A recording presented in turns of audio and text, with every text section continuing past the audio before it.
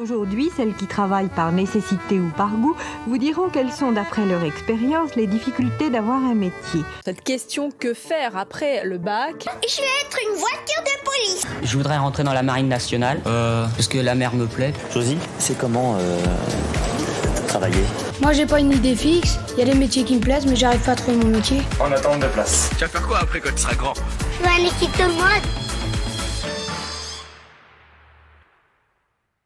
Bonjour à tous, j'espère que vous allez bien, je suis Clément et bienvenue dans un nouvel épisode de Qu'est-ce que tu vas faire plus tard? Ici on te parle d'études et de parcours pour essayer de te montrer ce qui peut t'attendre dans le futur sans vraiment le connaître. Aujourd'hui je suis en compagnie de la guide du routard espagnol puisqu'elle a passé une grande partie de sa scolarité là-bas. Elle a même failli être recrutée par la Casa de Papel pour son monstrueux braquage sur YouTube avec l'upload douteux des paroles de la chanson J'ai cherché d'Amir en 2016 culminant 400 000 vues. Rattrapée par la police malheureusement et ne pouvant profiter de sa YouTube monnaie, elle a décidé de rentrer dans le droit chemin des études en attendant de préparer son prochain grand coup. C'est Marion Jamois. Salut Marion. Bonjour Clément. Ça va? Ça va très bien, merci de m'accueillir. Bah y a pas de souci. Après on est chez toi donc c'est plutôt Oui, l'inverse. c'est moi qui t'accueille. Oui, mais... pardon. Ok. Alors, aujourd'hui, on va parler avec toi de ton parcours et de ton cursus, puisque tu as réalisé avec succès un DUT en métier du multimédia et de l'internet avec une spécialité en communication, suivie d'une licence en information et communication, pour ensuite rentrer actuellement dans un master qui s'appelle communication publique et politique en France et en Europe. Est-ce que jusque-là j'ai bon? C'est tout bon. Ok. Enfin, avec succès, je sais pas, mais oui. Un minimum, un minimum. Mais il n'y a pas que ça, puisqu'à côté, tu fais beaucoup de bénévolat, et ça a une résonance directement sur tes études, donc ça on va le voir après. Mais avant tout ça, et même si j'en ai parlé un peu, est-ce que tu veux bien nous parler de toi et de ton parcours pour en arriver où tu en es maintenant? J'ai fait un baccalauréat du coup économique et social au lycée, tout simplement parce que les matières scientifiques c'était pas trop mon truc, les matières littéraires pas forcément non plus, donc je me suis dirigée tout simplement vers un bac économique et social. Donc je savais pas trop quoi faire après le bac.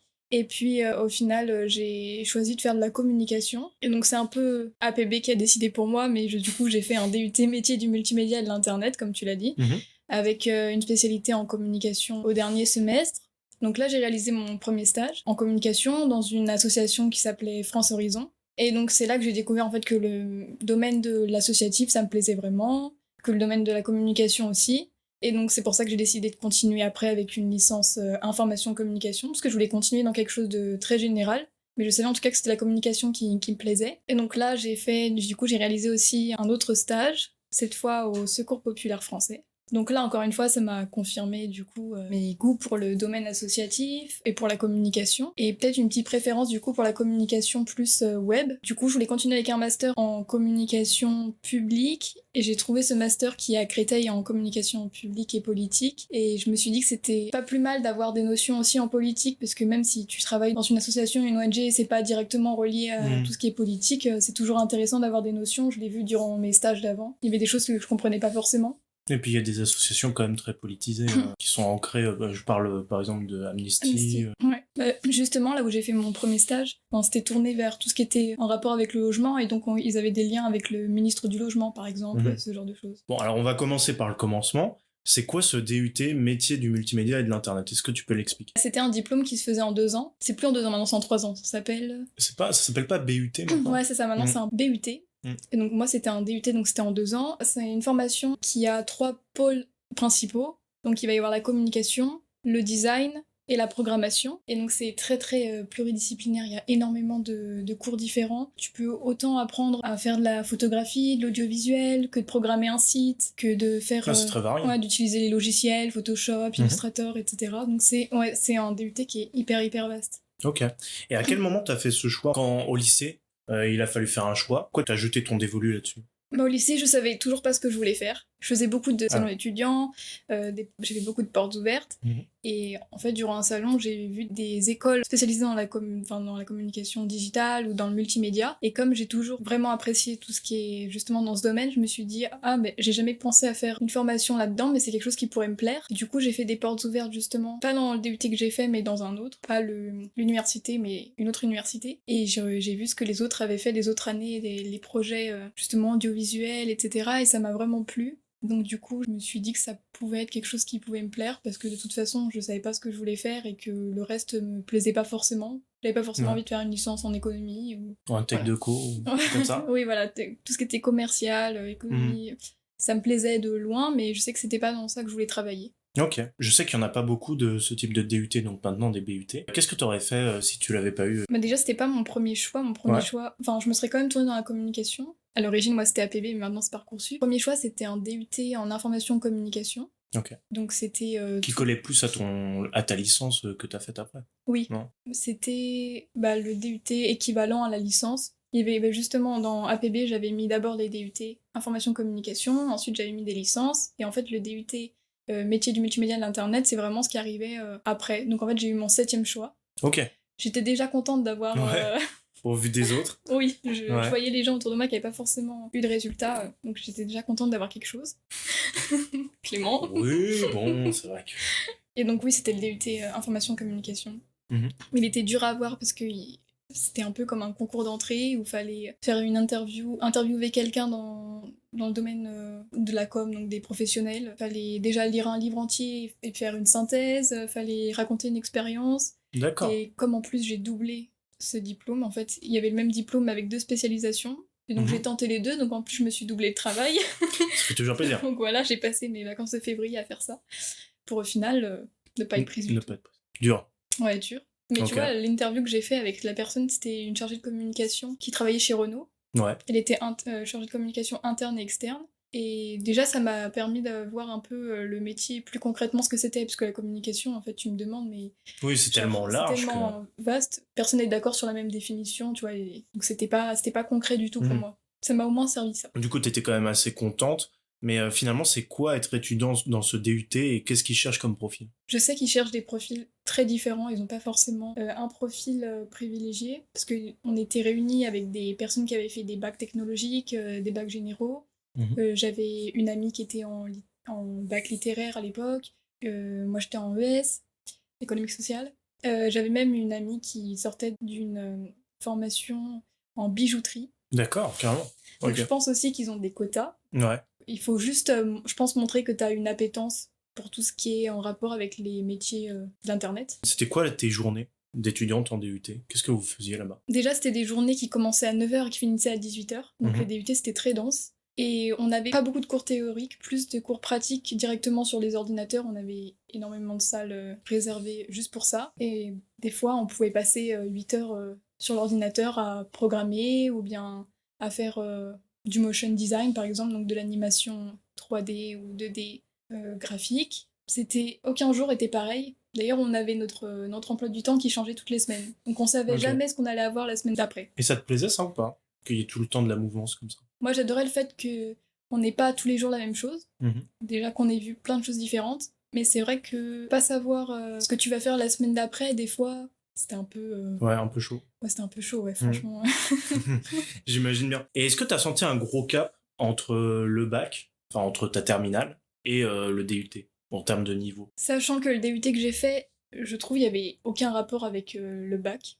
En tout cas de matière. Il y a peut-être un cours de maths que j'avais qui pouvait ressembler, Ouais. sinon c'était que des cours qui étaient nouveaux pour moi. Et surtout beaucoup de pratique, alors que quand on fait un bac, surtout général, je pense ou c'est technologique, beaucoup de c'est beaucoup de théorie. Mhm. En termes de charge de travail, bizarrement, j'avais pas beaucoup de travail à la maison.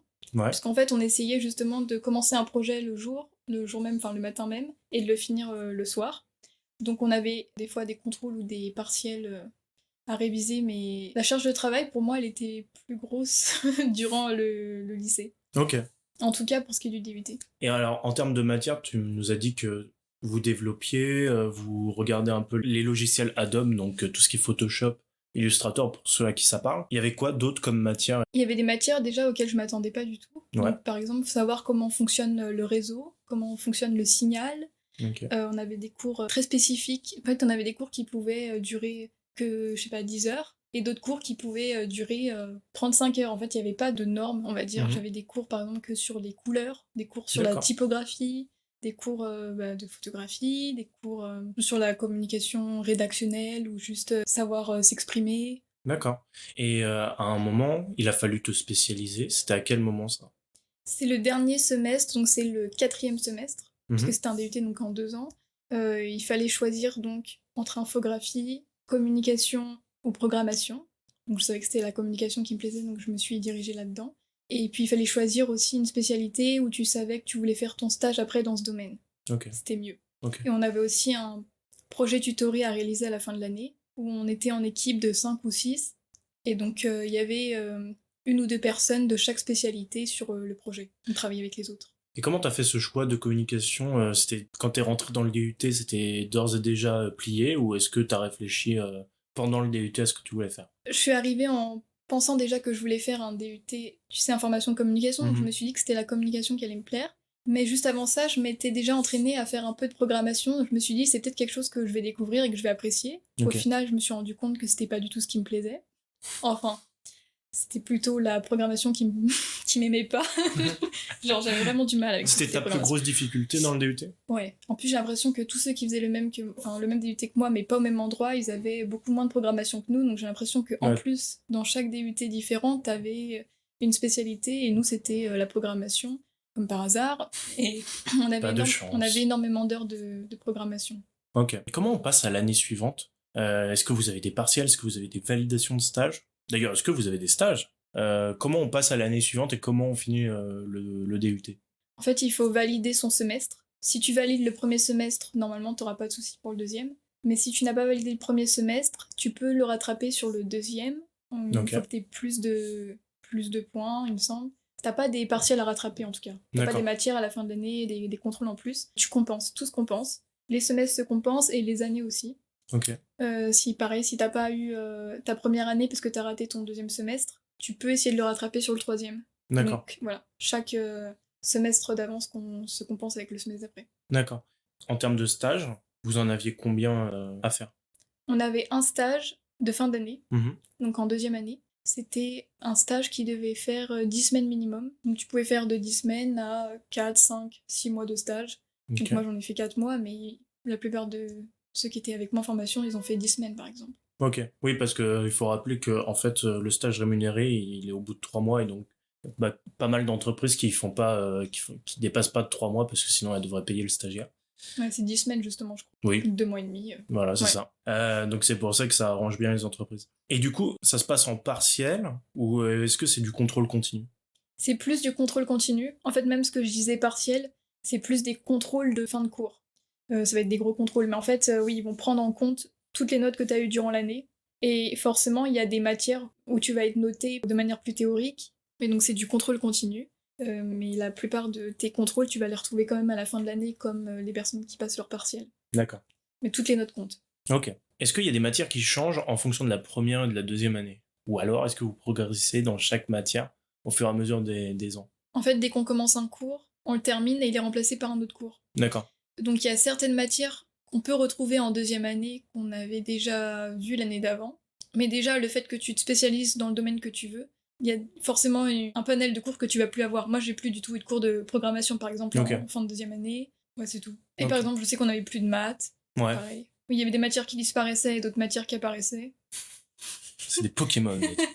Quand tu t'es spécialisé en communication, c'était quoi les matières exactement par rapport aux autres qui n'avaient pas choisi communication? Alors, faut que je m'en rappelle, mais du coup, c'était peut-être des matières un peu plus théoriques sur la communication en général. Peut-être plus des cours pour savoir rédiger. On avait peut-être quelques cours de journalisme aussi. Au niveau du DUT, après, imaginons, toi tu l'as pas fait, mais imaginons tu t'arrêtes au DUT.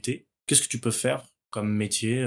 Où est-ce que tu peux te diriger? Vu que c'est un DUT qui est vraiment très large, en réalité, tu peux te diriger dans presque tous les domaines qui sont liés, en tout cas, au métier du numérique, de l'Internet. Donc tu peux être plus dans, justement, la programmation, faire du développement web, par exemple, développer une application, des sites Internet. Tu peux t'orienter dans un métier plus créatif, être, je sais pas, illustrateur. Graphiste, moi, je sais ouais. qu'il y en a qui voulaient faire ça. Ouais, graphiste. Ou être dans des métiers de la communication, chargé de communication, assistant de communication. Ok. En fait, c'est un peu là où tu trouves du travail, mais en réalité, c'était un diplôme qui te permet d'avoir, enfin, qui t'ouvre énormément de portes. Ok. Donc, après, du coup, t'es allé en licence d'information et communication. Oui. Ou alors c'est l'inverse, communication et information plutôt. Et les autres de ton DUT, qu'est-ce qu'ils ont fait par rapport à toi? Déjà, la plupart ont continué comme moi. Ok. Il y en a vraiment très peu qui ont dû s'arrêter au DUT. Enfin, j'en ai même pas en tête. La plupart ont fait une licence pro, plus dans le design. Enfin, des amis proches que j'ai, en tout cas, ils sont toujours dans ce domaine-là.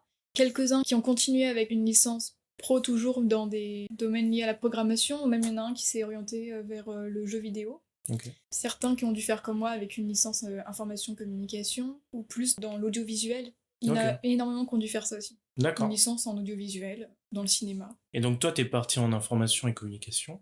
Est-ce que t'avais d'autres choix qui s'offraient à toi ou tu voulais vraiment absolument cette licence?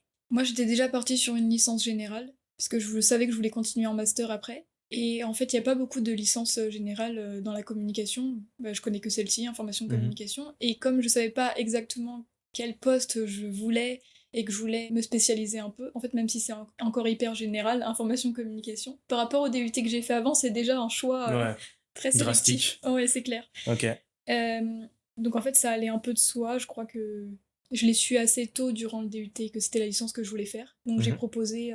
j'ai candidaté que pour des licences information-communication. D'accord. Et du coup, voilà, comment ça se passe la sélection pour la licence information et communication? Qu'est-ce qu'on regarde? Alors moi, c'est un peu spécial parce que celle où du coup j'ai été acceptée, c'était une licence qui acceptait que des élèves à partir de la 3e année. Ok. Donc ça veut dire que tous ceux qui étaient dans ma classe, ils avaient fait une première et une 2e année autre part. Alors que la licence information-communication, normalement, tu la commences en première année et tu la finis en 3e année. Moi, je me suis un peu rattachée en 3e année. Du coup, là où j'étais, en tout cas, puisque c'est là que c'est ce que je peux te parler, c'était à Nanterre, ils regardaient juste que les cours que t'aies fait avant correspondent, voilà, c'est tout. Donc il y en a beaucoup qui avaient fait un BTS en communication. On était pas mal à avoir fait le DUT, métier du multimédia de l'internet. Et après, il devait y avoir 2 ou 3 personnes qui avaient fait quelque chose d'un peu différent, mais voilà. Ok. Et à partir de cette licence, justement, qu'est-ce qui a changé par rapport au DUT? C'était quoi les nouvelles matières que t'avais? Bah du coup, c'était des matières beaucoup plus théoriques. C'était la fac. Ouais. C'était la première fois que j'allais vraiment dans des cours. Bon, j'étais pas en amphi non plus. On était une petite classe de 50, comme mon DUT finalement. Et donc c'était des matières beaucoup plus théoriques sur l'histoire de la communication, qui sont les fondateurs. On avait des cours sur les archives, des cours sur le journalisme. Est-ce que t'as pas regretté ça de quitter la pratique du DUT par rapport à la théorie de la licence? Regretter, pas forcément, parce que je savais que c'était ce que je devais faire pour faire le métier que je voulais. Par contre, oui, ça m'a un peu manqué. C'est sûr, durant la licence, j'ai senti la différence. Et aussi, il y avait beaucoup plus de choses à apprendre chez soi. Il y avait des partiels, quoi. Ouais, cette fois-ci, il y avait des vrais partiels et tout. Est-ce qu'il y avait aussi des oraux ou des stages, encore une fois, à faire? Il y avait aussi un stage à faire au dernier semestre. C'était un stage qu'il fallait faire de, je crois, 8 semaines ou quelque chose comme ça. Sachant que je venais de faire un stage de 4 mois. Juste avant, je me suis dit, bon, c'était même 6 semaines, il me semble. Ça va le faire. C'est tranquille. Et puis, il y a eu le Covid. Yes. Et donc, on nous a dit, normalement, il faut faire un stage pour valider, obligatoirement. Donc, soit vous arrivez à le faire, soit à la place, vous allez nous faire un projet professionnel et personnel pour nous expliquer quel est votre parcours derrière, etc. Et alors, donc, moi, j'ai fait les deux. Du coup, j'ai fait le stage. Mais le stage, je l'ai commencé après. Je l'ai commencé l'été, je crois, de juin à août. Et sauf que le dossier, il fallait le rendre en mai. Quelque chose comme ça, donc en fait, j'ai dû faire les deux. T'as pu faire les deux. Ok. Ouais. Et alors, t'étais heureuse de faire les deux ou pas? Moi, j'étais contente déjà de pouvoir faire mon stage, parce que je me suis dit, avec ils vont me refuser, ils vont dire oui. Bah, c'était un peu la panique chez tout le monde, je crois. C'est clair. Donc après ça, t'es parti en master communication publique et politique en France et en Europe. D'un point de vue externe, ça a plus trop de rapport avec ton DUT que t'as fait, pratiquement. J'ai l'impression. En tout cas, dans l'appellation. Pourquoi t'as fait ce choix? C'est sûr que quand j'ai fait mon DUT, je pensais pas du tout à faire ce master-là. D'ailleurs, je ne savais même pas qu'il existait. Mais au fur et à mesure des stages que j'ai faits, comme j'ai pu le dire avant, en fait, je me suis rendu compte que le domaine de la politique, ça pouvait être intéressant pour ce que je voulais faire. En fait, je savais que je voulais travailler dans la communication d'une organisation internationale, une ONG ou une grosse association. Et donc déjà, je cherchais un master qui soit dans la communication publique. Et il n'y en a pas énormément. Et du coup, j'ai trouvé ce master qui reliait et la communication publique et la communication politique, avec une mention en France et en Europe en plus, une dimension un peu ouverte sur le monde que j'aimais bien parce que je voulais partir à l'étranger. Et je savais que ce master proposait un semestre d'échange Erasmus. Donc voilà, c'était une pierre deux coups. Ouais, carrément. Mais c'est ça qui t'a attiré le plus, c'est de partir à l'étranger ou c'est plus, on va dire, les matières que vous deviez faire dedans? Un peu les deux. Parmi tous les masters que j'avais demandé, il n'y en avait que 4, je crois. C'était celui qui se spécialisait le plus dans ce que je voulais faire après. Par contre, j'avais regardé plus les matières du coup en rapport avec la communication publique que politique. Le politique, en fait, ça m'a juste ramené de la culture générale et de mieux comprendre aussi ce qui se passe dans le pays. Donc la communication publique, c'est ce qui m'intéressait le plus, mais après, j'avais énormément envie de partir. Effectivement, ça faisait quelques années, peut-être 3 ans que j'essayais de partir, et que j'arrivais pas, et je me suis dit, bon là, Là, c'est le moment ou jamais, quoi. c'est mon dernier espoir. Oh là là. Et ça a été fait. Chapeau l'artiste. Donc justement, tu disais que t'étais pas forcément attiré par la politique de base. Et donc t'es quand même rentré dans un master où un des principaux mots, c'est quand même politique. Est-ce que t'as ressenti des difficultés par rapport aux autres là-dessus? Ou est-ce que finalement c'était pas si dur et ça l'a fait easy? En fait, dans mon master, il y a principalement 3 profils en fait dans ma classe de master. Il y a ceux qui ont fait une licence avant en sciences politiques, ceux qui ont fait comme moi une licence en communication, et puis ceux qui avaient fait du droit. Et donc en fait, chacun se retrouvait un peu dans ces domaines, et c'est vrai que moi, j'avais un peu peur d'être perdue au niveau politique, et au début, je l'étais un peu. Ce qui m'a aidée, c'est qu'en licence de communication, on avait des cours de journalisme où on était obligé toutes les semaines de suivre l'actualité. Ok. On avait des tests toutes les semaines. Donc ça m'avait déjà permis de prendre l'habitude de regarder les informations, de savoir un peu qui sont les membres du gouvernement, ce qui se passe, comprendre un peu les partis politiques. Donc j'avais juste cette base-là. Et après, c'était un peu plus dur, effectivement. Je me sentais peut-être un peu plus larguée que les autres sur certains trucs, ça c'est sûr. Ok. Mais t'as quand même réussi à accrocher la roue du carrosse. Je sais pas si ça se dit, mais on va dire en ça. tout cas, oui. Ok.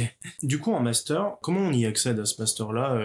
Qu'est-ce qu'on a regardé dans ton profil pour que tu y accèdes? Est-ce que c'était pareil que ta licence? On a juste regardé les matières que t'as fait dans la licence et on a dit ok.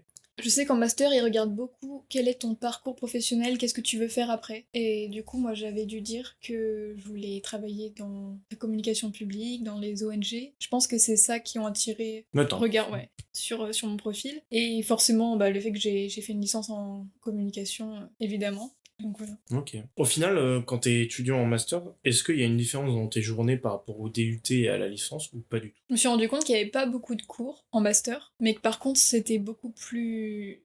Dense? Ouais, beaucoup plus dense, t'as énormément de travail à la maison. En tout cas, dans ce master-là, j'ai eu énormément de travail. Parce que la licence, à la rigueur, c'était faisable, tu vois, j'avais un peu de travail à la maison, mais je pense que ça se faisait largement. Que le master, là, si tu travailles pas, en fait, je pense que tu peux pas. Dans le master où je suis, et surtout parce que, comme on l'a dit avant, j'avais pas fait de politique, et donc si je travaillais pas là-dessus, je pouvais pas trop improviser. Ouais, c'est sûr. Ensuite, en termes de matière, mais dans ton master, comment ça se passe? Et qu'est-ce qu'on a? Mon master, c'est plus pour préparer aux communicants. Ok. Parce que le métier de communicant et le métier de journaliste, c'est très différent. Donc dans mon master, c'était plus, par exemple, comment conseiller un homme politique sur ses décisions, faire de la communication électorale, la communication territoriale, travailler dans les mairies, dans les ministères, ou travailler dans des organisations publiques, justement, comme les ONG. Ok. Et vous avez vu des cas pratiques comme ça? Est-ce que vous avez fait des projets où c'était vraiment que de la théorie, des cours et on les apprenait Dans ce master, on a énormément de projets de groupe. D'accord. Mon premier semestre là de cette année, par exemple, c'était que des projets de groupe. Et je sais qu'ils avaient un projet tutoré à faire l'année dernière, mais je suis partie en Erasmus à ce moment-là, donc j'ai loupé un semestre entier de ce master. Zut faut le dire. alors. Zut. Ouais, du coup, ils avaient presque pendant tout le semestre, ils avaient un projet beaucoup plus concret que j'ai pas pu faire. Est-ce que tu as le sujet du projet tutoré par hasard? Ils devaient sûrement proposer une stratégie de communication. Moi, j'ai retenu qu'il y avait un groupe qui faisait la communication Téléthon, par exemple, je crois. Je m'en rappelle plus pour les autres. On a dû me le dire, mais là... C'est déjà ça. Pareil, est-ce que tu as eu des stages pendant ce master? On a un stage à faire obligatoirement entre novembre et avril. Donc c'est un stage qui doit faire entre 4 et 6 mois. Donc là, actuellement, je suis en stage. D'accord. Dans l'ONG qui s'appelle Solidarité Internationale. Dans le service communication, bien sûr. C'est un stage de combien de temps? Moi, c'est un stage de 6 mois. D'accord. Donc cette fois-ci, bien rémunéré. Tous mes stages ont été bien rémunéré. Rémunéré. Ah oui, rémunéré au minimum, mais voilà, rémunéré. On est là. Et voilà, tous mes stages étaient rémunérés. J'avoue, tu t'es bien mise. Comment on passe pareil à l'année suivante? C'est pareil, c'est des partiels, c'est des validations de stage. Comment ça se passe? Alors, pour le master, c'est des partiels, il me semble. T'as l'air sûr de toi, non, alors là, que tu y es actuellement. Ouais, non. En fait, le fait que j'étais pas là au deuxième semestre, ça m'a un peu bouleversée. Mais en fait, c'est aussi du contrôle continu avec des partiels à la fin. C'est un peu le même D'accord. principe. Et là, en fait, c'était un peu spécial ce semestre, parce qu'on avait que 2 mois de cours du coup. Vu que le stage commençait en novembre, on avait cours que de septembre à octobre. Mhm. Et en plus, on a commencé mi-septembre, donc c'était très court. Et c'était que des projets de groupe. On n'a eu aucun partiel écrit. Par contre, on en a eu beaucoup l'année dernière, au premier semestre. Donc je pense que c'est du contrôle continu, mais avec des partiels à la fin de l'année. Non, en fait, faut être assidu tout le temps. Oui. C'est ça. C'est la clé du secret. Travailler tout le temps. Travailler régulièrement chez soi. Alors, on n'en a pas encore parlé, mais ça fait partie quand même de la vie étudiante. C'est quoi la vie associative là-dedans? Comment ça se passe? Est-ce qu'elle est active ou pas du tout? Dans le master, Ouais, même dans le DUT, si tu veux en parler. je sais qu'il y a des associations d'étudiants dans toutes les facs de toute façon, sachant qu'il y a eu le Covid, il n'y a pas eu beaucoup d'événements, il n'y a pas eu beaucoup... Enfin, j'ai pas trop connu en fait cette vie associative. Moi, je suis bénévole à titre personnel, mais pas dans l'université Ouais. par exemple. Ok. Et dans le DUT où j'étais, il n'y avait pas vraiment ça non plus, parce que j'étais pas sur le campus principal, j'étais justement dans un IUT qui est un... Tu vois, c'est un bâtiment rattaché à l'université, t'es éloigné de toute la vie universitaire. Ok. Et j'ai zappé cette question, mais est-ce que tu te spécialises en master quand même? Dans le master, est-ce que tu as des branches de spécialisation? Non, on avait tous le même cours, on avait tous les mêmes cours Ouais. surtout. C'est le même parcours pour tout le monde là quand tu rentres dans ce master. Ouais, on a tous le même parcours, il n'y a même pas d'option. Du coup, à la fin de ce master, sur quoi ça débouche? Qu'est-ce que tu peux faire à la fin? Après ce master, je pense que la plupart des gens, ils se dirigent dans les métiers de la communication, mais plus rattachés par exemple à des ministères, à des collectivités territoriales, donc des mairies, des régions, Ok. voilà. Ou alors dans la communication donc plus publique, donc ce que je veux faire, donc dans des grosses associations ou des ONG. Ok. On en a parlé un peu juste avant. Tu as eu la possibilité de partir à l'étranger, tu l'as fait, donc en Espagne, à Madrid précisément. Pourquoi partir déjà? Et pourquoi Madrid? Alors ça faisait 3 ans que je voulais partir à l'étranger, et 3 ans que je voulais partir en Espagne précisément. Mhm.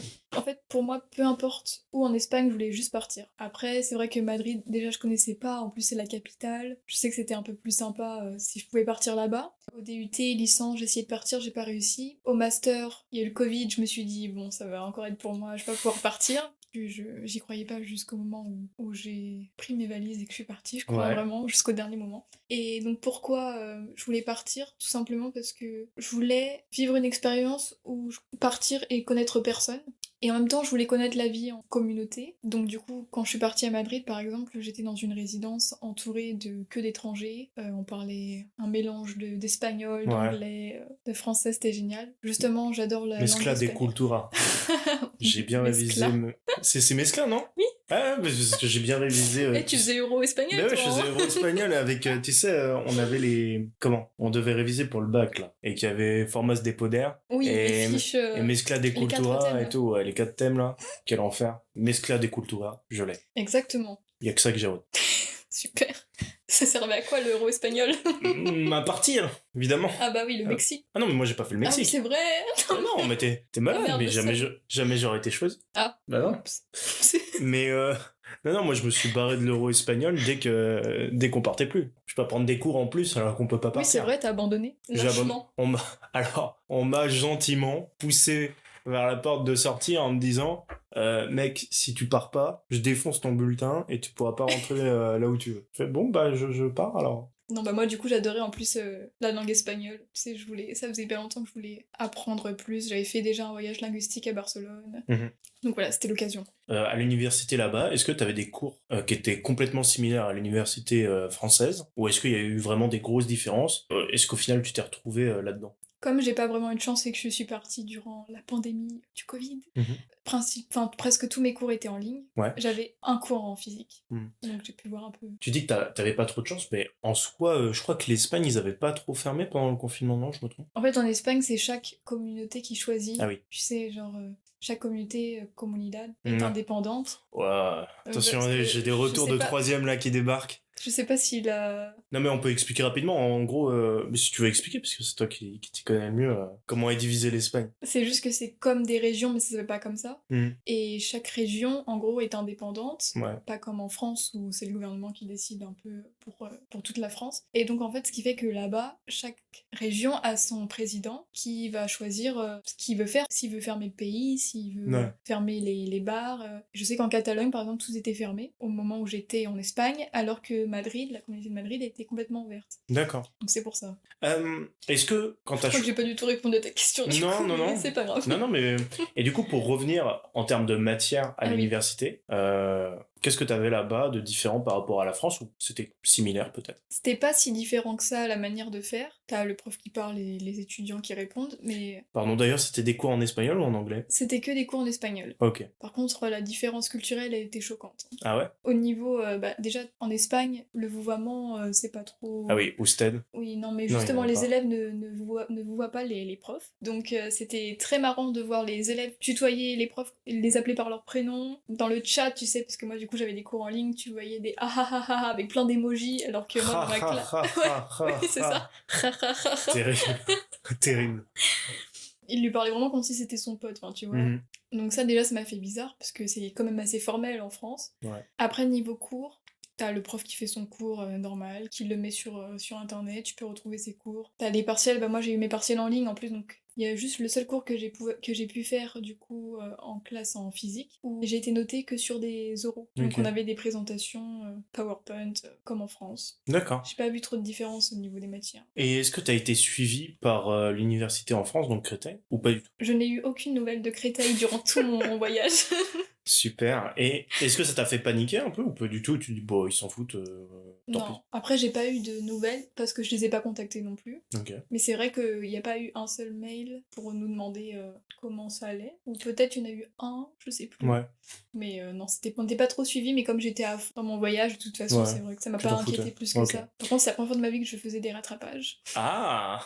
Le niveau Ça était fait plus trop la dur. fête, là. Non, le niveau Mm. était plus dur, mais je pense que c'était pas le niveau qui était forcément plus dur, c'est juste que de suivre tous les cours en ligne, déjà c'est difficile, et en Mhm. plus en espagnol, Ouais, c'est encore plus... et oui, c'était... Ok. Et du coup, est-ce que quand même Créteil se mettait d'accord avec l'université à Madrid pour quel cours tu suivais? Ou c'est toi qui as décidé de faire tel cours, tel cours, tel cours, parce qu'il correspondait à ton cursus à peu près? En fait, il n'existait pas d'équivalence entre mon master et le master de Madrid. Donc, ce qu'il fallait faire, c'était choisir des cours. Là-bas, c'est dans les cours de licence, parce que leur licence, à eux, là-bas, ça dure 4 ans, alors qu'en France, c'est 3 ans. Mhm. Donc, moi, j'étais en première année de master, mais là-bas, c'est comme si j'étais en 4e année de licence. Et donc, il fallait choisir des cours qui correspondaient plus ou moins à ma formation en France. Mais comme il n'y avait pas de licence toute préparée, communication publique et politique, j'ai dû prendre des cours de 3 licences en communication différentes. D'accord. Tu vois, dans la licence en marketing, des cours dans la licence en journalisme et puis en audiovisuel. Ok. Un mélange des 3. Et du coup, en termes de barrière de langue, tu disais que c'était un peu compliqué à suivre, notamment en ligne. Est-ce que tu as quand même réussi à t'habituer ou est-ce que ça a toujours été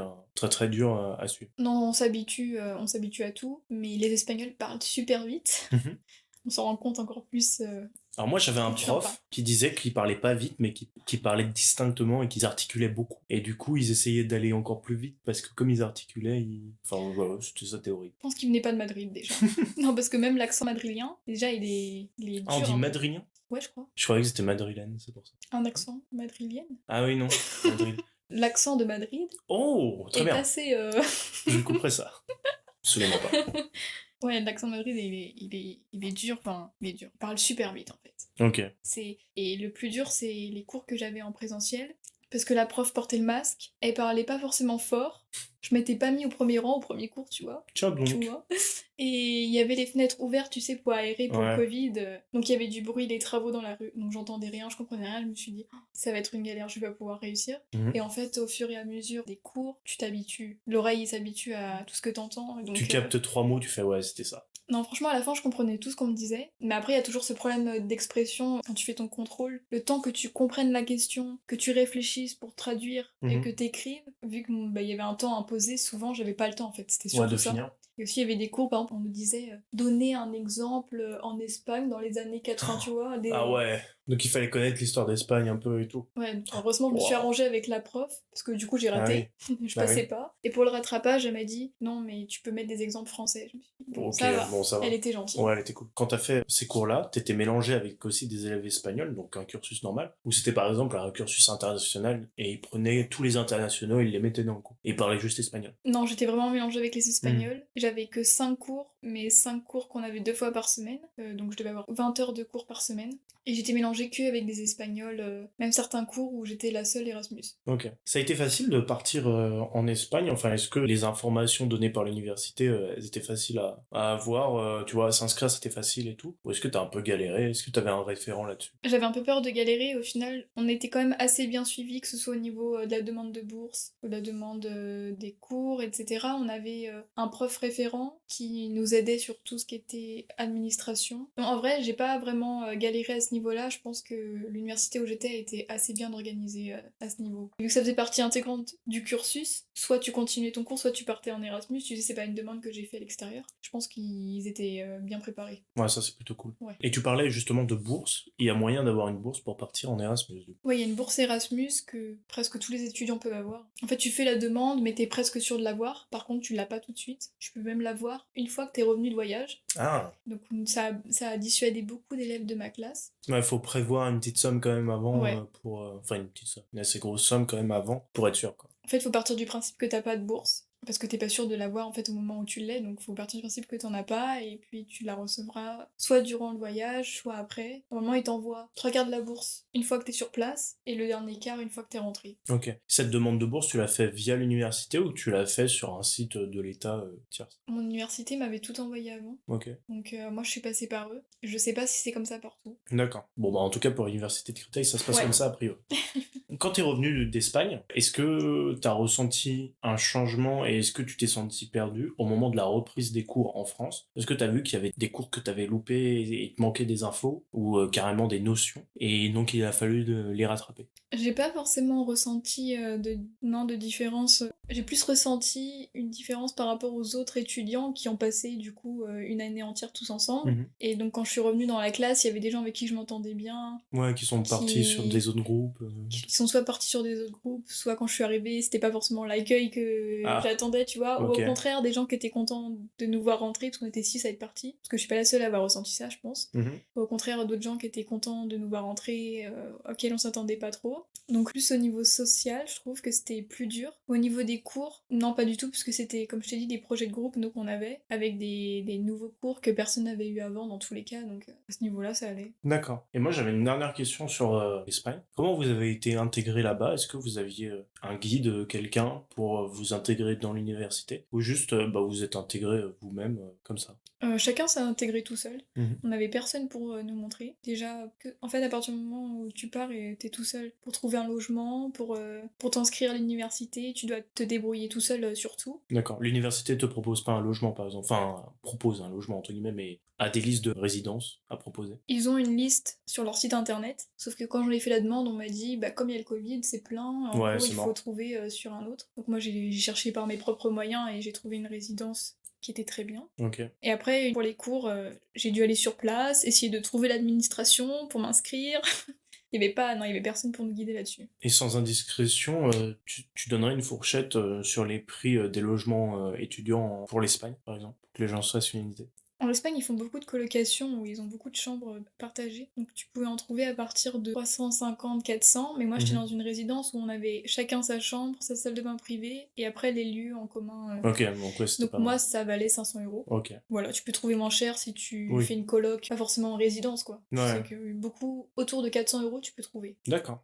Dans tes études, où est-ce que tu prends le plus de plaisir et qu'est-ce qui t'a fait accrocher vraiment, toi, dans la communication? Parce que la communication, on en a parlé, c'est archi vaste. Est-ce qu'il y a un point qui t'a vraiment attiré? Moi, en fait, à chaque fois, j'attends avec impatience le stage parce que c'est vraiment le stage qui permet de me rendre compte que tout ce que je fais, c'est concret. Mhm. Et au niveau des cours, dès que c'est théorique, j'ai un peu plus de mal à visualiser. En fait, je me dis, j'apprends ça, mais demain, je l'aurai oublié et ça me sert pas à grand-chose. Et dès que c'est pratique, je peux plus me projeter dans ce que je veux faire après. Donc en fait, à partir du moment où je peux me rattacher à un métier, c'est là où je prends plus de plaisir. D'accord. Est-ce que tu trouves que ça manque de stage dans ton cursus? Ou est-ce que toi, ça te suffit comme ça et tu penses que c'est pile bien? Je pense que j'en ai fait assez, puisque j'en ai fait un pour chaque diplôme. Mhm. Et à chaque fois, ça arrivait à la fin de l'année pour conclure. J'en ai fait 3, et il y en a un déjà qui m'a juste permis de savoir que je voulais vraiment travailler dans la com.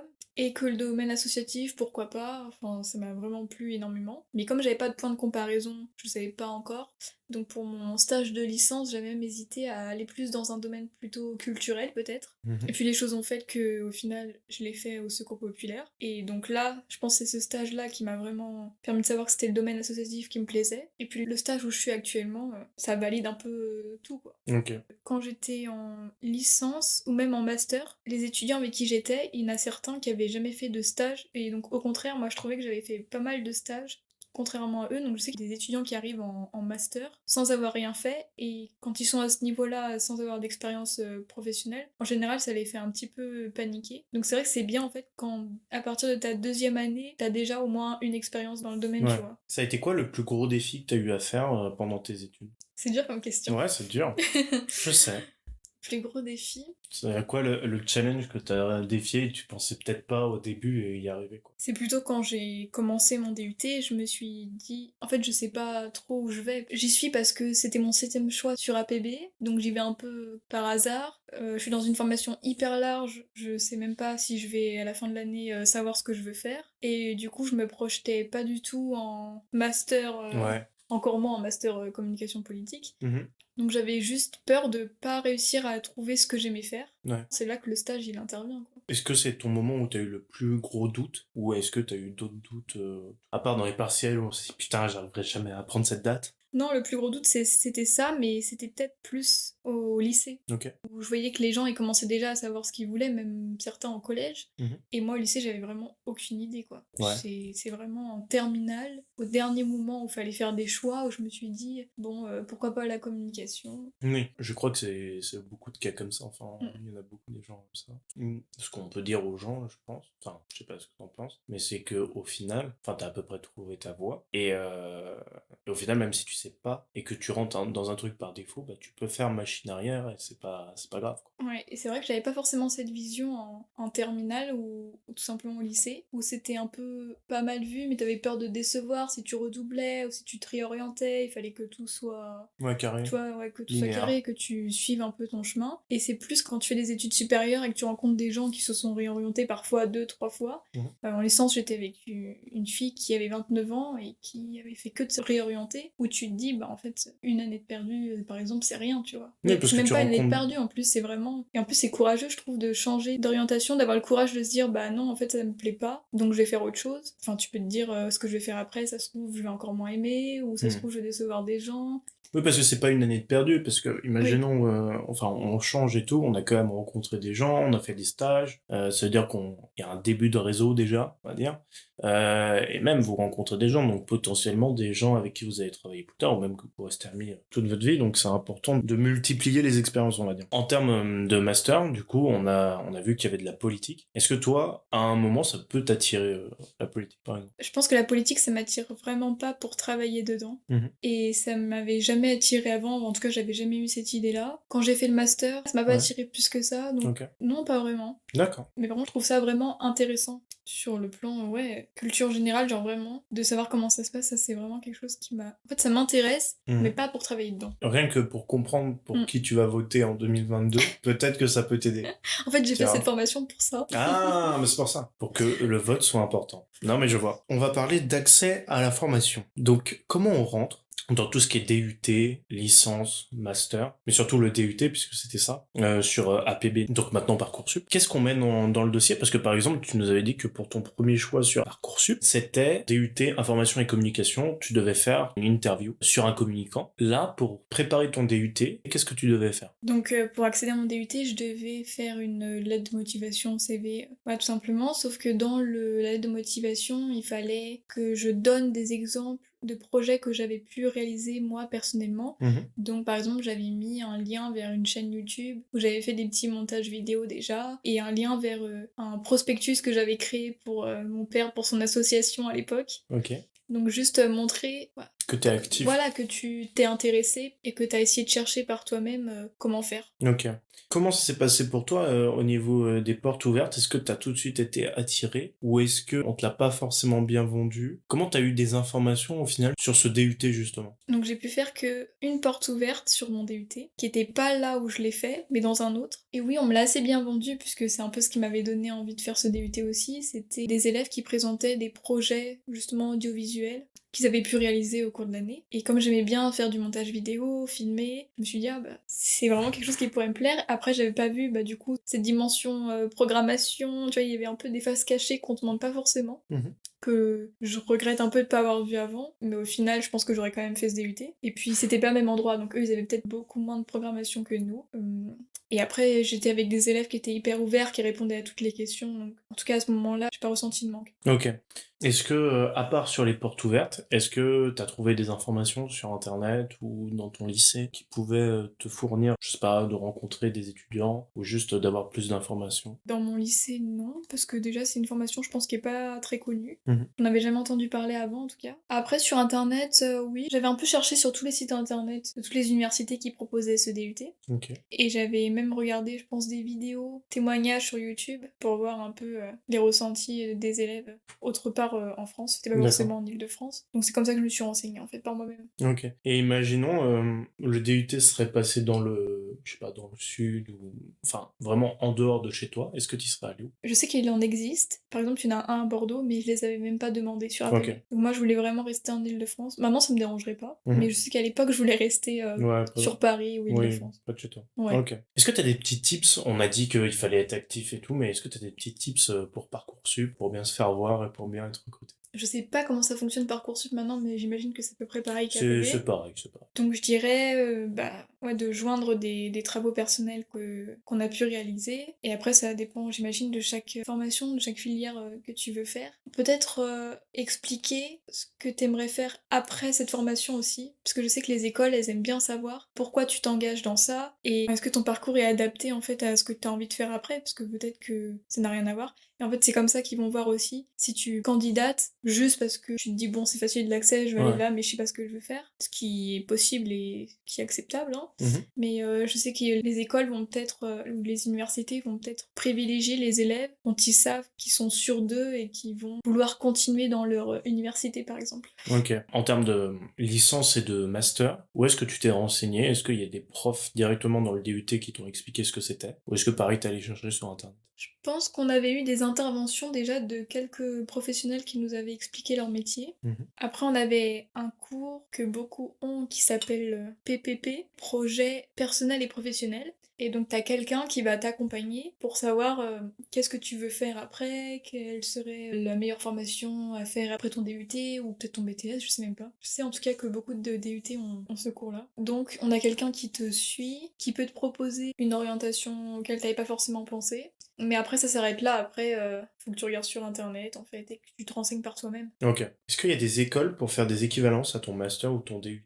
Je sais qu'il existe des écoles de commerce ou des écoles de communication qui proposent... Je suis en train de penser à ton école en fait. Alors...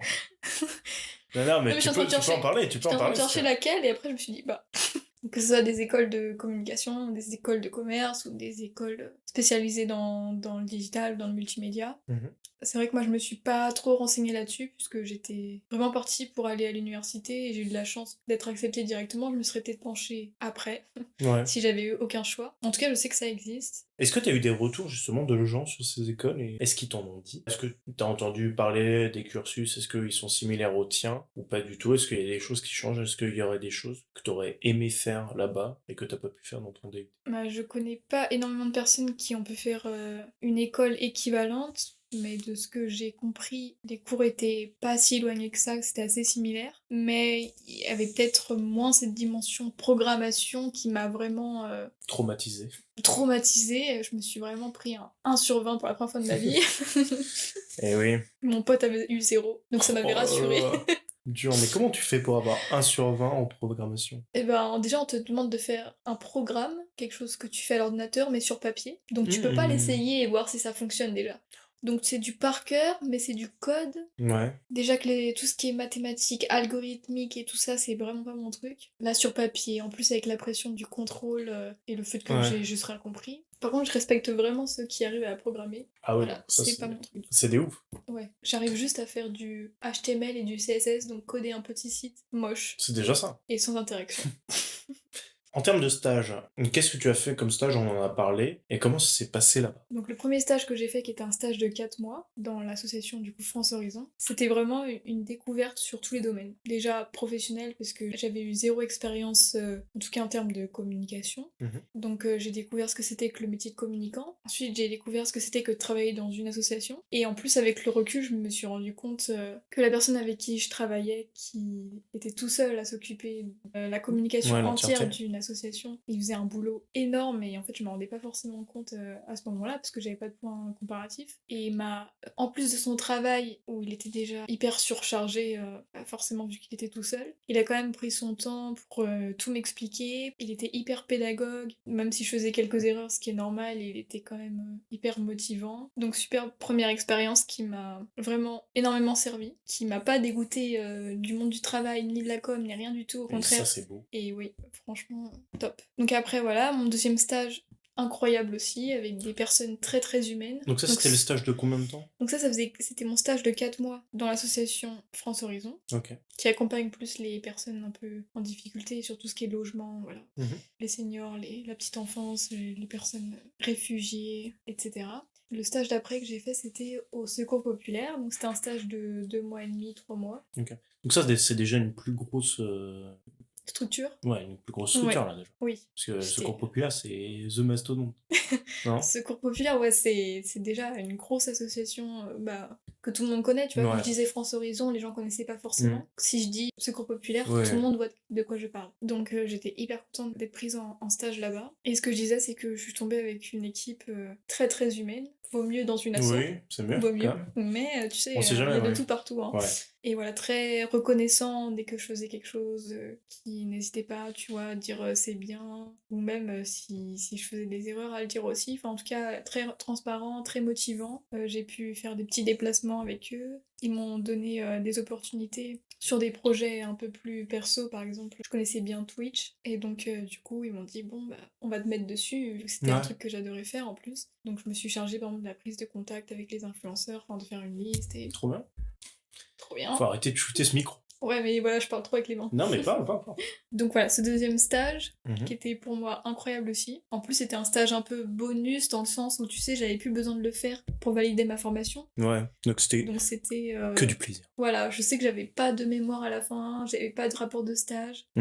C'était juste de l'expérience. Et puis il y a le stage maintenant où je travaille, ça fait 2 mois. Où ça se passe super bien aussi. C'est une ONG internationale, donc c'est encore en... Tu montes de cran en cran. Oui. Les gens connaissent sûrement plus le Secours Populaire que Solidarité Internationale. Moi, c'est une dimension encore plus grande. Quoique le Secours Populaire, ils ont aussi des missions à l'étranger. Ouais. Est-ce que t'as une journée type à décrire? Donc ma journée type, Solidarité Internationale, vu que je travaille beaucoup sur les réseaux sociaux. Quand j'arrive, le premier truc que je fais, c'est de vérifier si on n'a pas reçu de message sur les réseaux sociaux, en fait de faire de la modération, de répondre aux questions des gens, des questions parfois très tristes d'ailleurs. Ouais. Parce que des fois, ils vont sur la page Facebook et puis j'ai déjà reçu des photos, tu vois, disant mon mari est malade, aidez-nous, ce genre de choses. J'avais beaucoup ça l'année dernière au Secours Populaire aussi. Il y a parfois des plaintes aussi, de choses qui se sont passées sur le terrain, à remonter. Ah ouais. Ouais. T'as des exemples comme ça On leur dit que tout ce qu'ils nous disent, en fait, on le répétera pas, donc je vais pas dire ce qu'on... Ah d'accord, ce ouais, qu'ils ok. Mais on a des plaintes,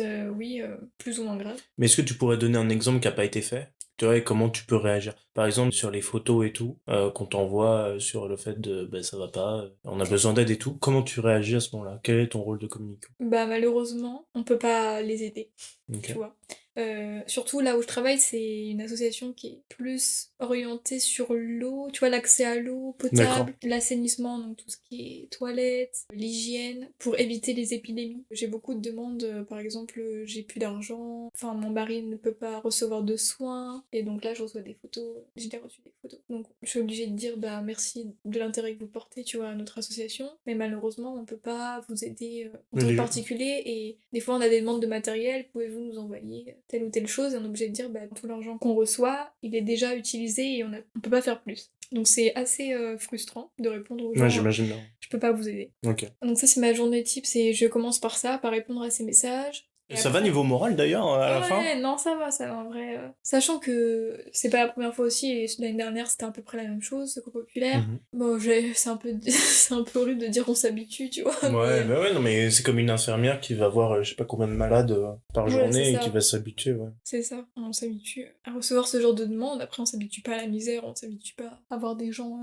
Ouais, dans qui le mal. souffrent Mhm. ou dans le mal, ouais, voilà, Mhm. c'est ça. Donc voilà, je m'occupe de programmer, de rédiger les posts pour les réseaux sociaux. En général, j'essaie de le faire le matin. Et après, je travaille sur des projets plus ou moins à long terme.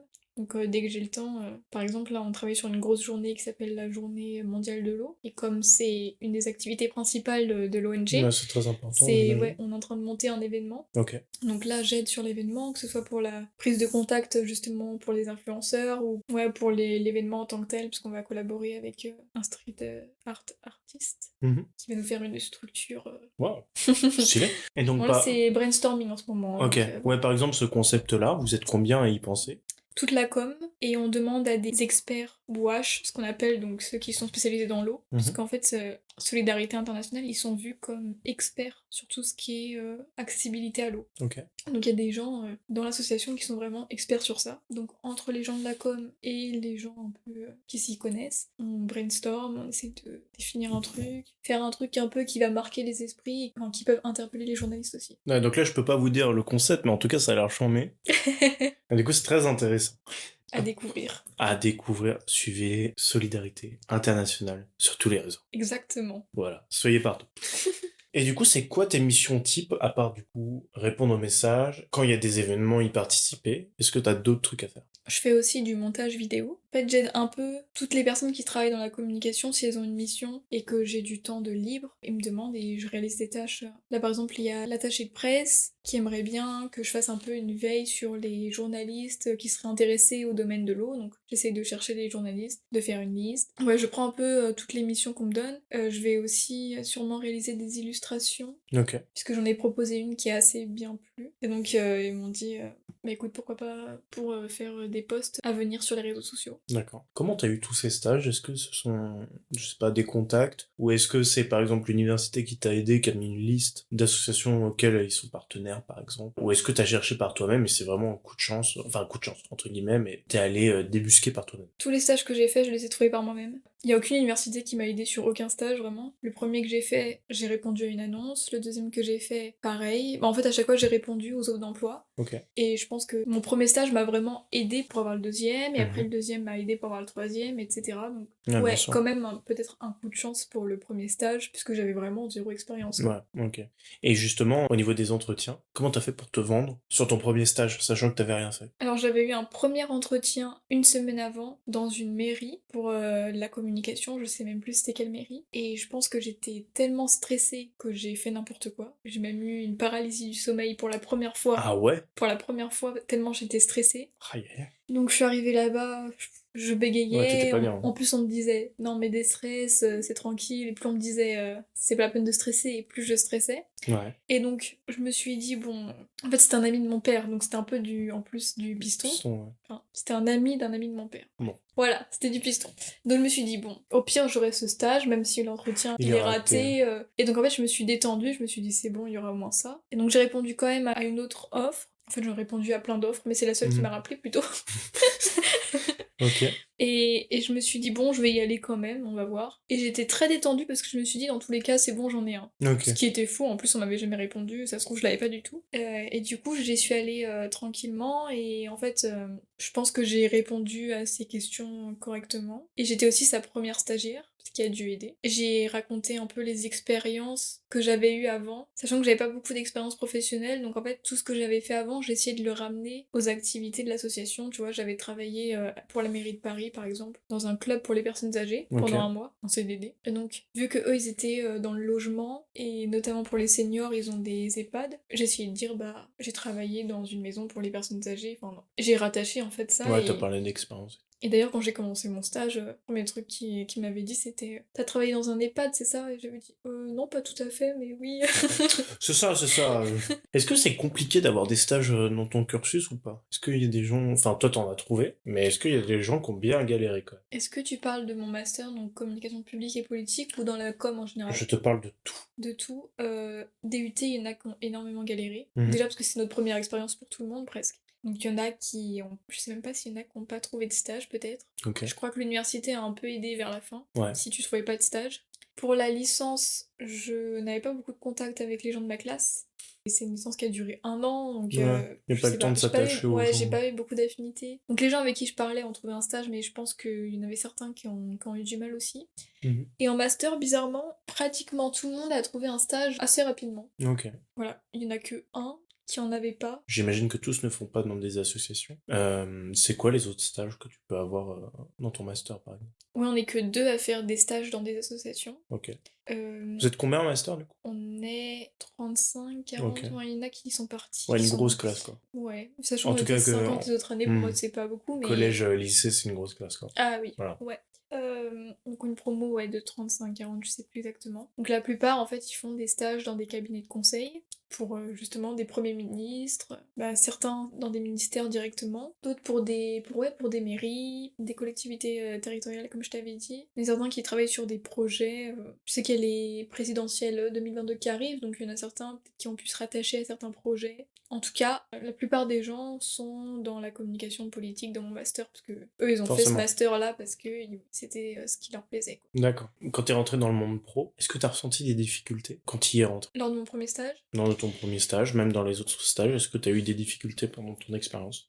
mon premier stage, je connaissais pas encore les codes liés au travail, donc des choses bêtes, mais rien que manger le midi avec ses collègues, les horaires, j'osais pas forcément partir à l'heure pile si on me disait pas faut partir, Ouais. tu vois, ce genre de choses où... Alors que maintenant tu pars avant, justement. Non, justement, maintenant je pars quand j'ai fini de travailler, en fait. Ok. Je suis pas forcément la première à partir, au contraire, des fois. Je peux être la dernière. Ouais. Bon, maintenant, vu qu'on est en télétravail durant tout le mois de janvier, on voit pas trop qui part quand. Mais j'ai fait mes 2 premiers mois de stage en présentiel et j'étais dans les dernières à partir.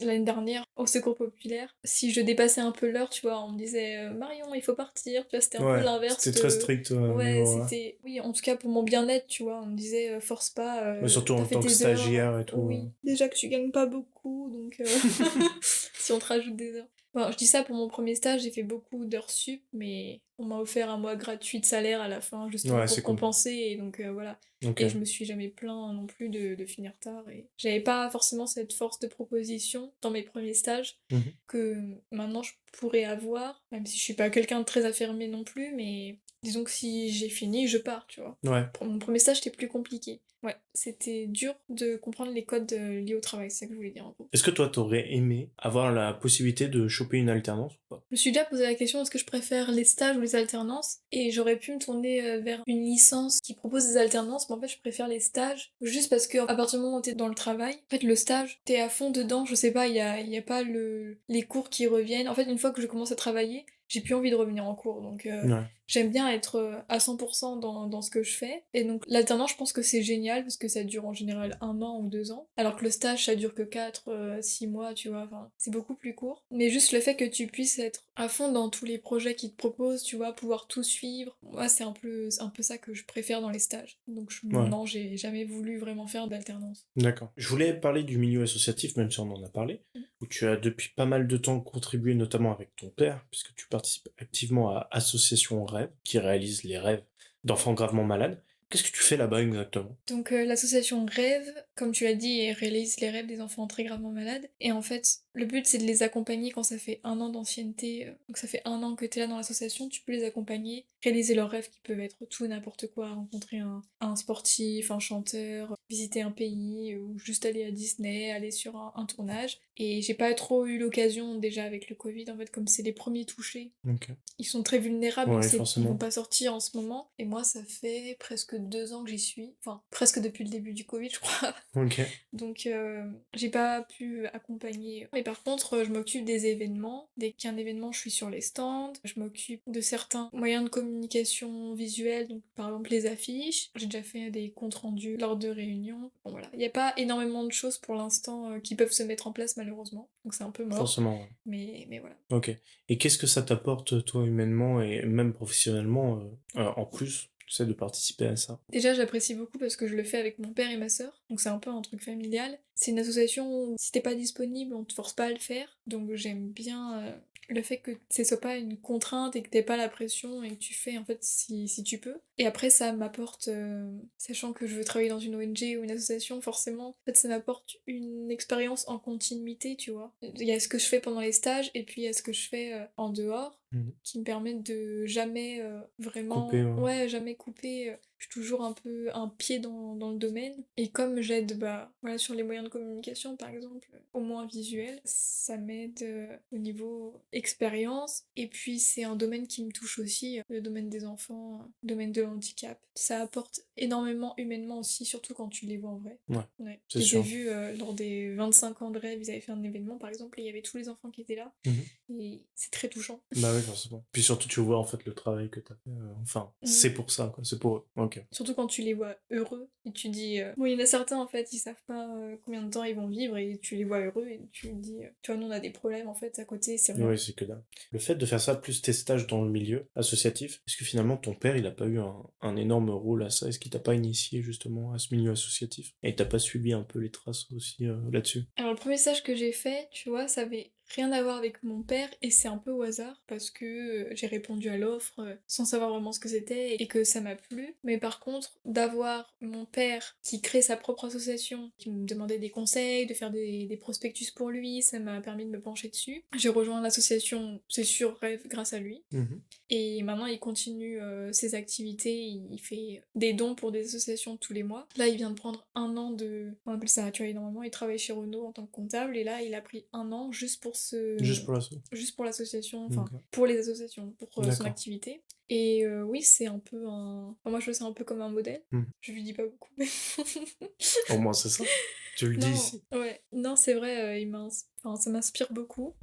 Juste le fait de, je sais pas, de s'engager, parce que ça lui prend énormément d'énergie, et au final, le résultat, c'est pas, enfin, ça vient même pas pour lui, tu vois, c'est vraiment quelque chose qu'il va donner sans vouloir recevoir derrière. Ça m'a permis d'avoir ma première expérience associative en tant que bénévole, déjà. Parce que toutes les expériences que j'avais eues avant, elles étaient juste professionnelles, et donc si je suis entrée en tant que bénévole, c'est parce que mon père y était, que je voyais ce qu'il faisait, que j'avais aussi envie d'aider, que j'allais déjà sur les événements où il était, tu vois, sans être bénévole, et que j'avais envie d'y contribuer aussi. Puis du coup, voilà, je suis avec mon père et je suis avec ma sœur aussi. Est-ce que c'est important pour toi d'être, je dirais pas bien vu par la famille, mais qu'il y ait une sorte d'acceptation de ce que tu fais par ta famille? En fait, j'ai de la chance que je pense que je peux faire n'importe quoi, ma famille accepte ce que je fais, tu vois. Et j'ai une sœur, par exemple, qui est pas bénévole, parce que j'ai 2 sœurs, il y en a une qui l'est, une qui l'est pas. C'est pas pour autant qu'elle est moins acceptée ou qu'il y a un regard différent. Donc je fais pas vraiment ça pour ça. Mais par contre, c'est important pour moi d'avoir des moments avec ma famille, enfin d'avoir des moments un peu extérieurs à ce qui se passe dans le foyer. Enfin, je sais pas, tu vois, de partager des choses, quoi. Ok. C'est plus sur ce plan-là. Est-ce que toi, du coup, malgré toutes tes expériences et tout, est-ce que tu te vois toujours dans l'associatif? Ou est-ce que tu penses changer, pourquoi pas, être dans la communication, mais pour une entreprise, que ce soit privée ou publique? Est-ce que toi, ça t'intéresse? Ou vraiment, t'es axé association en ce moment, il n'y a pas autre chose? Moi, j'avoue que je vois pas autre chose. Et surtout pas une entreprise privée, tout ce qui est marketing, etc. Enfin, si je le fais dans une association ou une ONG, c'est parce que les causes pour lesquelles je le fais, enfin, je sais pourquoi je travaille pour ça, tu vois. Ok. Et j'ai pas forcément envie d'inciter les gens à acheter quelque chose, par exemple. Voilà, j'ai plus envie d'inciter les gens à faire des dons, à se renseigner sur sur des causes qui sont pas forcément connues. Tu vois, en ce moment, on parle beaucoup, nous, on communique beaucoup sur ce qui se passe au Soudan du Sud, avec des inondations, des choses qu'on n'en parle pas ici, en fait. Oui. Et donc, c'est plus ça qui m'importe, de savoir que je suis utile sur quelque chose. Même si à ma petite échelle, c'est pas moi forcément qui vais changer quelque chose, mais... Non, mais tu contribues un petit voilà, peu, quoi. de contribuer à mon échelle Ok. et savoir pourquoi je veux faire ça, enfin pourquoi je le fais. Tu dirais du coup que la cause, est-ce que c'est le numéro un, imaginons, quand tu fais tes recherches? Est-ce que la cause, c'est la première chose pour laquelle tu regardes? Je pense que la cause, c'est très important. Salaire, en tout cas, effectivement non, parce que quand tu travailles dans une ONG, tu n'as pas un salaire comme dans le privé. Et ce qui est important aussi, c'est l'utilité, enfin la reconnaissance au travail aussi, je pense, dans son équipe. Donc je pense que c'est les deux choses importantes. Le message que je veux faire passer, et aussi le bien-être au travail. D'accord. J'imagine que quand tu vas dans l'association de ton père, donc on en a parlé pour le premier stage, parce que tu as eu des contacts et tout, est-ce que tu t'es servi de cette expérience au sein de l'association en tant que bénévole? Est-ce que tu t'en es servi quand tu as fait tes entretiens aussi pour les autres stages? Je m'en suis servi uniquement pour le stage, pour le secours populaire, où je l'ai dit très brièvement. Ouais. Mais je pense que c'est même pas ce qui a été retenu. Ok. Quand j'ai fait mon premier stage, j'étais pas encore bénévole. Et le stage où je suis actuellement, on m'a même pas posé la question de si j'avais... D'accord. Ouais, donc Ouais. des Mais c'est toujours un petit plus. Donc Si jamais. je l'ai dit à ma tutrice, celle qui s'occupe, qui me manage. Je lui ai dit que récemment, en fait, elle le savait pas avant ça. Pourtant, je l'ai écrit sur mon CV, mais je pense que c'est pas... Elle a eu beaucoup d'entretiens. Ouais.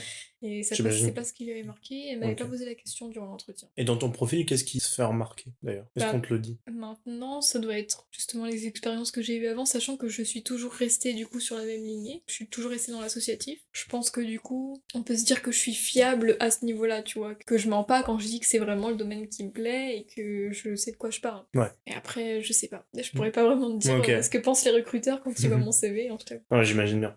Au niveau des points positifs de ta formation ou même de tes stages, est-ce qu'il y a des choses où tu avais des attentes et qui se sont confirmées?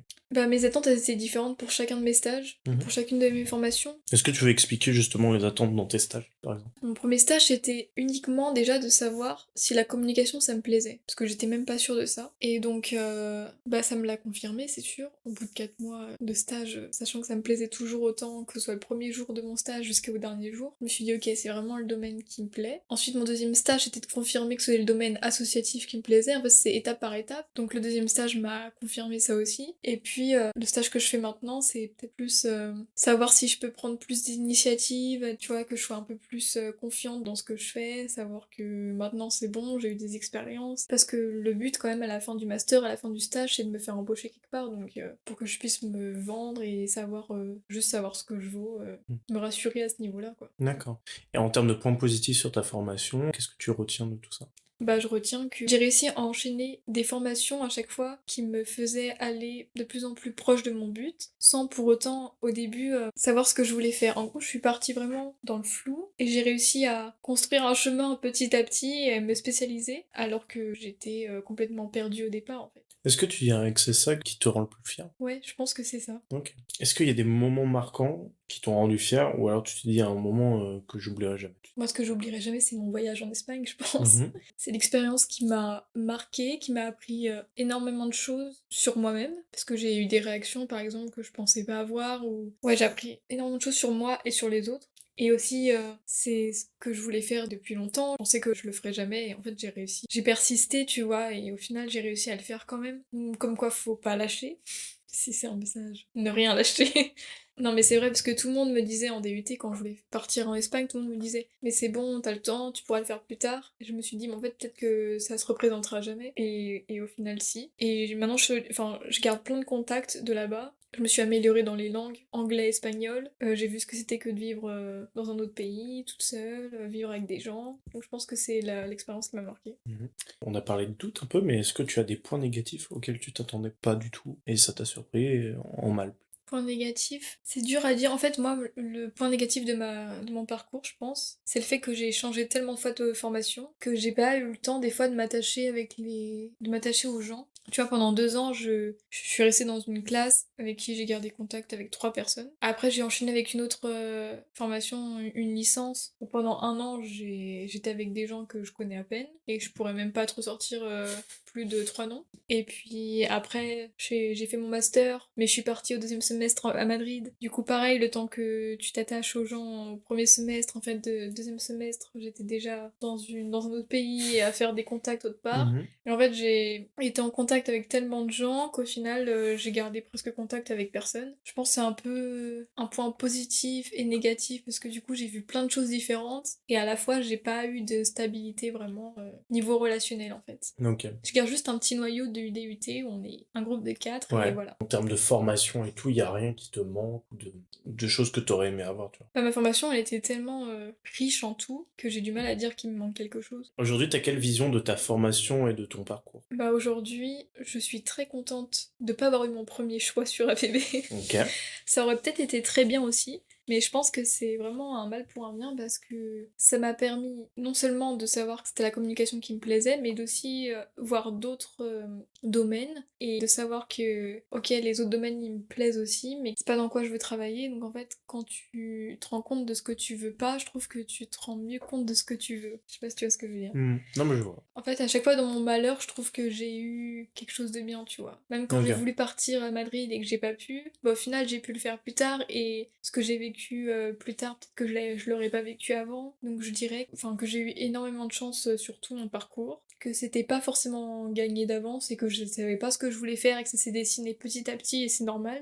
Et que au final, maintenant j'ai trouvé ce que je voulais faire et donc c'était le principal. Ça, c'est beau. Et donc voilà. T'as trouvé ce que tu voulais faire Ouais. dans l'émission Qu'est-ce que tu vas faire plus tard? Ça, c'est beau. Maintenant je sais ce que je vais faire plus tard. Putain, c'est beau. Tu vois quoi dans l'avenir pour ton métier? Comment ça peut évoluer pour toi? Est-ce que t'as une fenêtre où tu vois, bah, ça va évoluer là-dedans et ça me va? Bah du coup, mon projet assez précis, c'est de travailler dans la communication d'une ONG internationale. Donc je sais pas si ça sera là où je travaille ou dans un autre endroit. Je sais pas si ça sera en France ou à l'étranger. Mais en tout cas, tu vois, je vois les domaines où je veux travailler et je me vois pas autre part pour l'instant. D'accord. Et tu finis tes études, donc normalement à la fin de l'année. Est-ce que t'as peur? Alors je finis mes études à la fin de l'année et j'ai un mémoire à écrire en même temps, donc ça déjà ça me fait peur.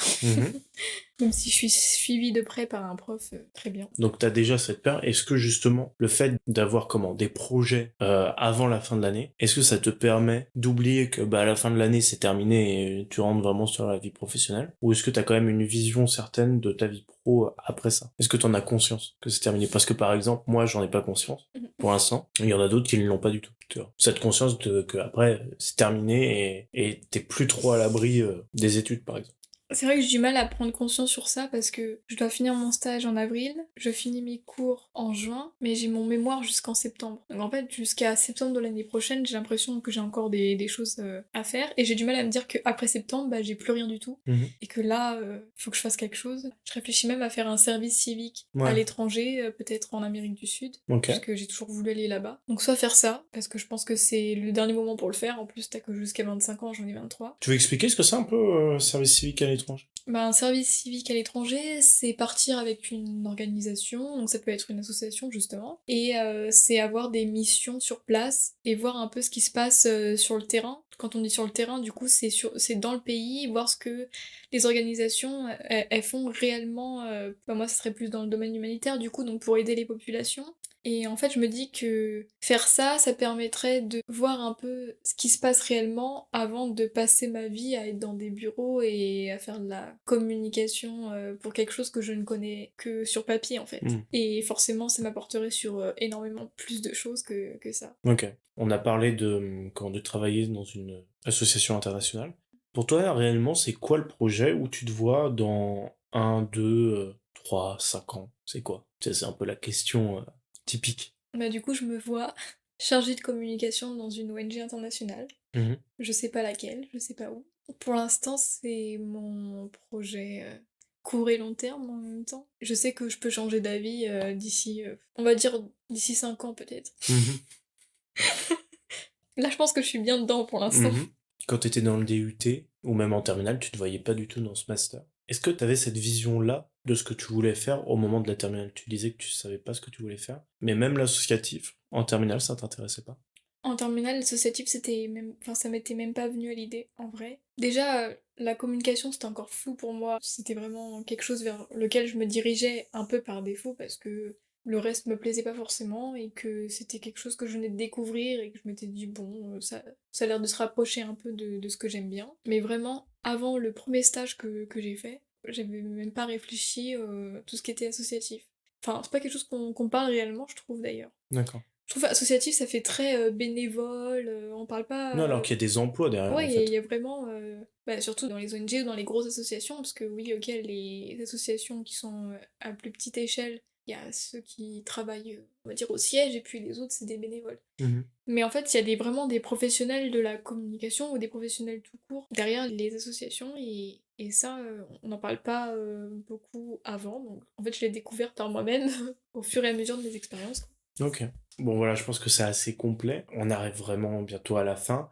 Mais je voulais savoir si tu avais une petite reco pour nos auditeurs qui permettrait de se plonger un peu plus dans ton quotidien, dans ton métier, ou même dans tes études, et qui les aiderait à se renseigner. Non, mais tu m'as dit ça, et j'en avais vraiment aucun. Ok. C'est pas grave, si t'en as pas. Non, j'en ai pas. Pas de En fait, souci. je me vis. Enfin, tout ce que j'ai fait, c'est vraiment que de l'expérience perso et je me suis pas. J'ai pas de film, par exemple, qui m'a donné envie de travailler là-dedans. J'ai pas de livre qui m'a donné envie de donner. Enfin, en fait, il y a rien. Mhm. C'est vraiment que mon expérience perso. Ok. Attends, je vais essayer d'en donner une. Alors, c'est dans le milieu associatif, mais du coup, ça ne parle pas forcément de communication. Le milieu associatif, notamment qui tourne autour de l'autisme, qui s'appelle Hors Norme, on l'avait déjà proposé dans la première émission. Mais donc, ça vous parle du milieu associatif et comment ça se passe réellement dans une association et comment on gère tous les gens qui viennent et qui demandent de l'aide. Donc, on est plus sur le terrain que dans la communication, mais ça peut être éventuellement intéressant. Bah voilà, on arrive à la fin. Je voulais savoir où est-ce qu'on peut te retrouver, que ce soit sur les réseaux sociaux ou pour avoir des informations sur ta formation que tu fais si des gens ont des questions et aussi sur, par exemple, les travaux que tu fais. J'ai vu que tu avais un petit site. Est-ce que tu veux communiquer? Effectivement, j'ai un site, plutôt un portfolio où je mets un peu ce que je réalise. Je le mets à jour quand je peux. Mais j'ai parcouru le site et il est plutôt à jour, hein, d'ailleurs, parce que tu as ton CV marqué que tu recherches un stage pour les 6 mois. Bon, là, c'est trouvé, du coup. Du coup, oui. Mais il est quand même assez à jour. Et du coup, tes créas, elles datent depuis ton DUT ou tu les as juste mis là depuis peu? Non, mes créas, elles datent vraiment de mon DUT. En fait, on devait créer un portfolio. Ça faisait vraiment partie de nos cours. On devait créer un portfolio, soit sur un site que tu programmais toi-même, Ok. mais sachant mes compétences en C'est non. programmation, j'ai pris ce qu'on appelle un CMS, donc c'est un site qui te permet de faire ton propre site, portfolio. Avec des templates. Ouais, avec des templates, c'est ça. Des pages déjà toutes faites où t'organises toi-même. Et donc mon portfolio, donc mon site, date vraiment de 2018, je pense. Ouais, 2018. Et donc vous pouvez le chercher à mjamois.wixit.com Ok. ou alors en vrai ma page LinkedIn, c'est Marion Jamois. Jamois, Jamois. Et si jamais certains ont des questions sur les formations que j'ai faites, il n'y a aucun souci, je peux y répondre sans problème. Avant, j'étais même sur un site où justement je répondais aux personnes Ouais, demandeuses. qui avaient des questions sur les formations. C'était un site spécialisé là-dedans. Ok, trop bien. Peut-être que tu connais. Ah mais oui, tu m'en avais parlé parce qu'on pouvait être rémunéré. Oui, bon, tu Voilà, t'es bah, rémunéré pas beaucoup. Hein. Tu connais mon attrait du gain. Mon attrait du gain. C'est un site, ouais, Study Advisor. Ouais. Mais j'y suis plus, mais... Mais attends, redis le site comme ça si les gens sont même intéressés par d'autres formations, ça se trouve ce site peut vous aider. Oui, carrément, c'est un site qui s'appelle Study Advisor. Ok. Tout attaché. Je mettrai le lien en description. Ouais. Et c'est un site vraiment fait pour les personnes, justement en post-bac, qui viennent juste de passer leur bac, qui vont le passer prochainement et qui veulent avoir des réponses sur des formations post-bac. Et vous pouvez contacter des personnes... Et on vous répond gratuitement. Et bien sûr, c'est gratuit pour les personnes qui prennent rendez-vous. En fait, il faut prendre rendez-vous. Ok. Après, t'as un entretien soit par SMS, soit par téléphone. Donc, on a dit page LinkedIn, site, c'est tout? On est bon? C'est tout pour moi. Ok, parfait. Et Marion, merci beaucoup d'être venue nous parler de tes études et de ton parcours. J'espère quand même que t'as passé un bon moment. J'ai passé un excellent moment. Waouh, un excellent moment. Parfait. Merci à vous d'avoir écouté cette émission. J'espère que ça vous a plu et que vous aussi, vous avez passé un bon moment. En tout cas, si c'est le cas, n'hésitez pas à vous abonner à ce podcast pour ne rien rater des autres épisodes. ou bien à le noter sur iTunes et Spotify, puisqu'on peut le faire maintenant, avec une critique nous flattant, ça fait toujours du bien pour l'ego. J'ai créé un compte Twitter, qu'est-ce que tu vas faire plus tard, mais aussi un compte Instagram, comme ça il y en a pour tout le monde, où je relayerai les infos du podcast et ce dont on a parlé à chaque épisode. J'espère que tu sais maintenant un peu plus ce que tu vas faire plus tard. À très très vite pour un prochain épisode. Bisous bisous. Que se passe-t-il? Moi, je te dis, qu'est-ce que tu veux faire? Et tu me réponds, tu n'en sais rien, que veux-tu faire? Là, je n'en peux plus. Je suis en bout du rouleau. J'ai envie de rentrer, me foutre mes 100 francs et terminer mon soir. Je pense qu'il est un peu trop tôt pour faire un choix. D'accord. Mais mon choix est fait. Ah, donc vous avez choisi. Bon, récapitule dans le calme. Bon voyage, arrivederci, sayonara, adieu, bon débarras, bon vent, que le diable t'emporte à 312 km. Qu'est-ce que vous faites mercredi prochain? Mercredi prochain, rien.